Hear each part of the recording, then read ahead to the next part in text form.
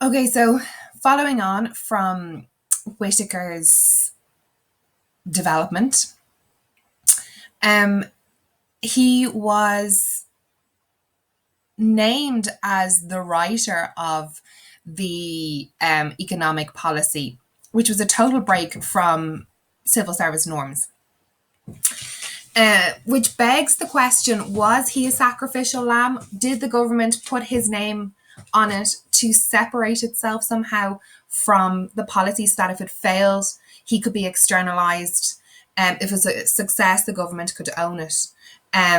So could they use him, as Ferriter says here, as the malevolent face of change? So if there was a massive outcry, could they use Whitaker as the sacrificial lamb, as the scapegoat, essentially, for the policy, and he could be externalized? Think again about Dr. Noel Brown as well, and how he was the face of the mother and child scheme. So Ferriter posed an interesting question.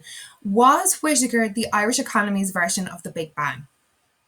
So everything that has developed in the Irish economy since the first program of economic expansion can be traced back to Whitaker and his policy. So is it possible that we can talk about this revolutionary change, this big bang in economic history, and how it changed how the Irish do business, essentially? So his document was based around three main pillars: the benefits of open economy, the role of the state in smoothing economic cycles, and the effective management of limited resources. And knitted in within those three sections, or those three pillars, was the need for Ireland to become globally relevant in order to survive. So these are themes that resonate throughout the ages. 1920s, 50s, 80s, 2008, 2012, all periods of recession and depression. And within those decades of recession and depression, these pillars or foundations weren't properly invested in. So I'm going to look at a few sections here. So the human capital investment that I spoke about earlier, which is the clinical way of talking about education. Whitaker felt it was absolutely essential to prioritise the investment in education. So we have the launch of Free Ed, which was linked to the Education Report of 1962. It arrives in Ireland much later than the rest of Europe. We know this already from our study of Northern Ireland even. Donogh O'Malley says himself that the lack of investment in education until the 1960s was a dark stain on the national conscience. So if there's no investment in education until the 60s, how could there be an educated workforce? The outside. So change in the rest of Europe and the world was also important.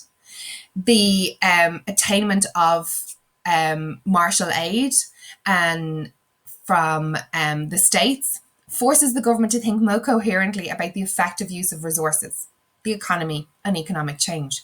So there were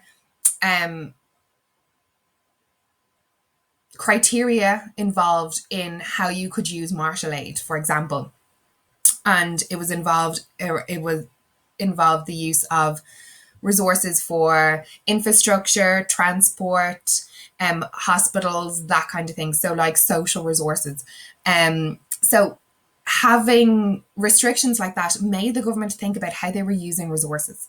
And that is still something that we still talk about today, how the government use their resources and how sometimes they waste them. The church response. We can't talk about anything in Ireland in the 50s, 60s, 70s without talking about the church response. So it was in their interest to avoid a depopulated Ireland. The first program of economic expansion is not seen as a radical policy, especially considering the global context. They're more concerned with the Red Scare, communism, not a blue scare, which is a political development. So they recognise the importance of development and of creating an Ireland where young people can grow up with opportunity